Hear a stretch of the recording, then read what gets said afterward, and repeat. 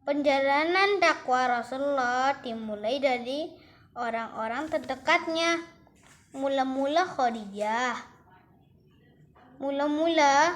Khadijah menerimanya sebagai seorang utusan Allah.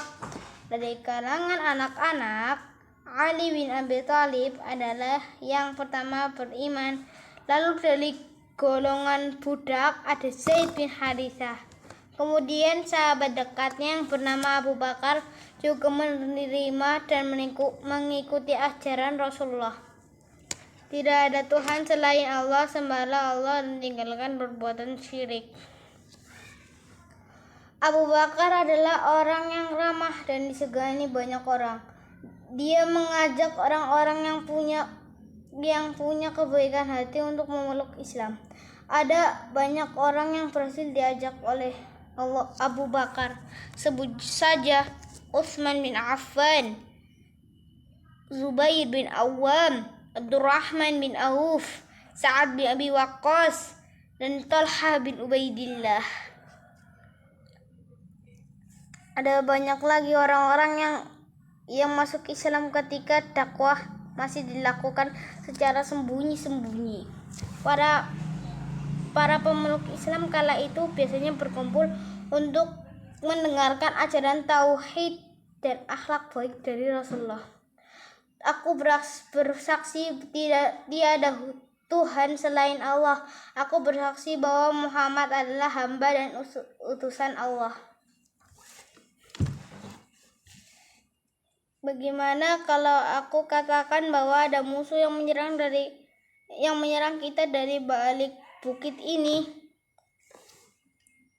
Kami percaya kamu tidak pernah berdusta. Dan perkataanku ini juga bukan dusta, wahai kaumku.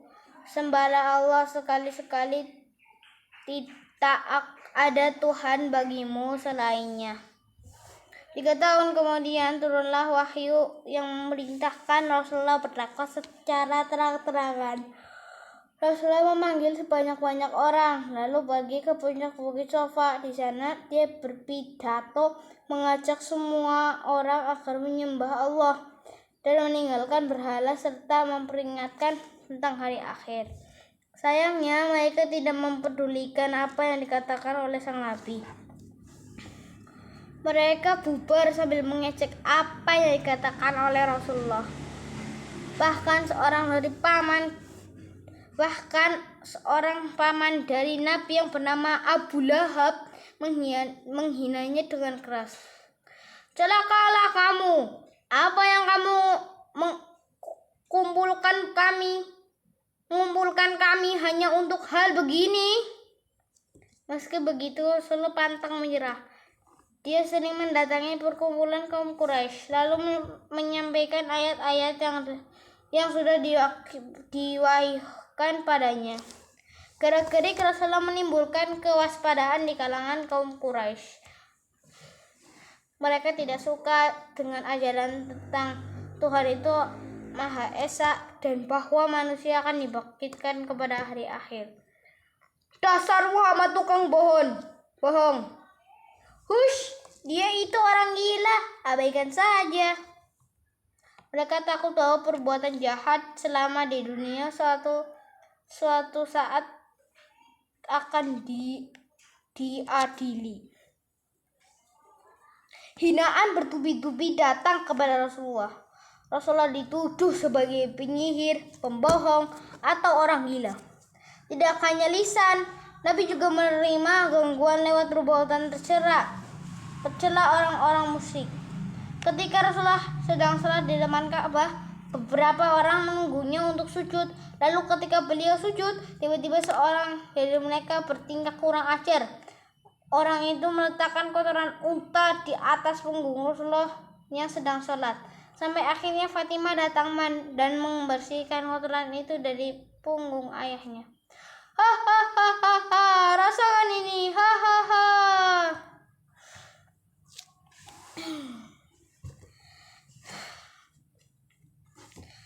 Gangguan terhadap Rasulullah masih terbilang ringan bila dibandingkan penyiksaan yang dialami oleh orang beriman dari golongan budak.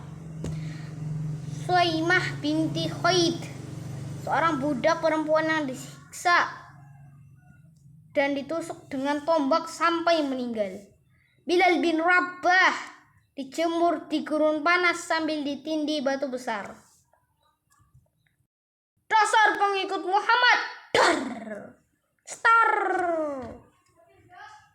ahadun ahad.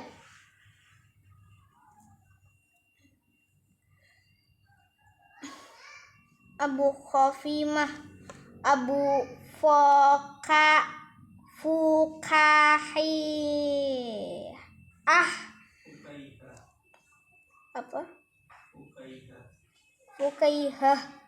Fukaihah diseret secara paksa dan dirantai lalu dicambuki, dan masih banyak kaum muslimin lainnya yang mendapat penyiksaan.